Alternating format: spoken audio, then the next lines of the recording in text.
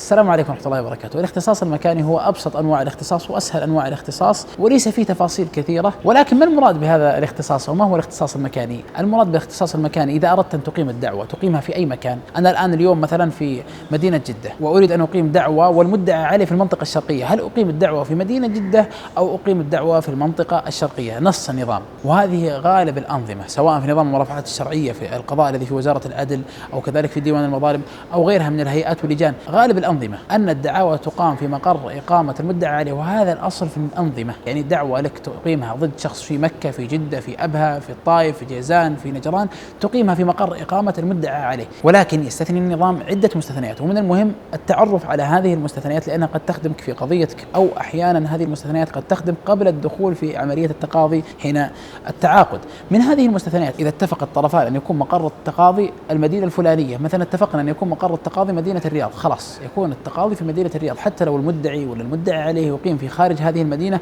التقاضي سيكون في مدينة الرياض بناء على ما اتفق عليه الطرفان. كذلك من المستثنيات في الاختصاص المكاني قضايا الأحوال الشخصية التي تقيمها المرأة ضد الرجل، هذه من حق المرأة أن تقيمها في مقر إقامتها وتستخلف المحكمة البلد الذي يقيم فيه الرجل، وهذا ما نص عليه نظام المرافعات الشرعية. ومن المستثنيات كذلك الدعاوى التي تكون في الحوادث المرورية، للمدعي الحق فيها أن يقيمها إما في مقر إقامة المدعى عليه أو في مقر الحادث. يعني مثلا أحيانا المدعى عليه يقيم في مدينة الدمام والحادث في مدينة الرياض، وأنا أقيم مثلا في الرياض أو في أي مدينة أخرى، من حقي أن أقيمها في مقر المدعى عليه في الدمام أو في مقر الحادث في مدينة الرياض. كذلك من المستثنيات القضايا الجزائية في الحق العام، من حق المدعي العام أن يقيم الدعوة في مقر إقامة المدعى عليه أو يقيم الدعوة في مقر وقوع الجناية. يعني مثلا مرت بنا بعض القضايا الجناية تقع مثلا في مدينة القصيم والمدعى عليه يقيم في مدينة جدة وتم القبض عليه في مدينة القصيم، المدعي العام مخير أن يقيمها في مدينة القصيم لأنها مقر الجناية، أو يقيمها مثلا في مدينة جدة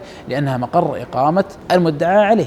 إذن هذه من المستثنيات المهمة، وهناك كذلك بعض المستثنيات التي نص عليها النظام، ولكن هذه المستثنيات هي أهم من المستثنيات وهي أبرز المستثنيات فيما يخص الاختصاص المكاني. في الختام أنبه إلى أمر مهم، الدفع بالاختصاص المكاني لابد أن يكون في أول جلسة. يعني إذا أقام المدعي ضدك دعوة وكان الاختصاص المكاني خطأ، مثلا أقام المدعي عليك دعوة وأنت تقيم في مدينة جدة والمدعي في مدينة الرياض، إذا أردت أن تطلب من الدائرة صرف النظر لعدم الاختصاص المكاني لابد أن يكون في الجلسة الأولى. نص النظام إذا لم تدفع بهذا في الجلسة الأولى أنه يسقط حقك في طلب صرف النظر عن الدعوة لعدم الاختصاص. هذه من الأمور المهمة. البعض بعد الجلسة الثانية الثالثة يجي يقول الاختصاص غير منعقد لهذه المحكمة، وإنما ينعقد للمحكمة الفلانية في مدينة كذا وكذا. هذا الرد أو هذا الاعتراض على إجراء الدائرة غير صحيح بعد الجلسة الأولى. فقني الله وإياكم، السلام عليكم ورحمة الله وبركاته.